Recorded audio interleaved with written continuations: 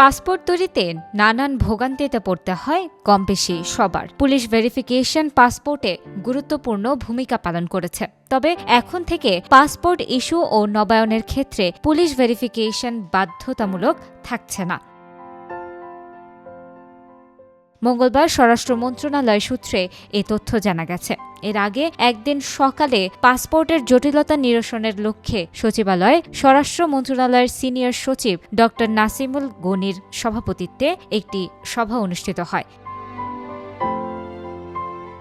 সম্প্রতি উপদেষ্টা পরিষদের এক সভার আলোচনায় বলা হয়, জাতীয় পরিচয়পত্র ও জন্ম নিবন্ধন পাসপোর্ট ইস্যুর মূল ভিত্তি ধরা হয়। এ দুটি সঠিক থাকলে পাসপোর্ট দেওয়ার ক্ষেত্রে কোনো বাধা থাকার কথা না। এরপরই এ নিয়ে কাজ শুরু করে স্বরাষ্ট্র মন্ত্রণালয়ের সুরক্ষা সেবা বিভাগ। নাম প্রকাশে অনিচ্ছুক এক কর্মকর্তা জানান, আজকের সভায় অনেকটা এগিয়ে গেছে। পরবর্তীতে আরেকটি সভা অনুষ্ঠিত হওয়ার কথা রয়েছে।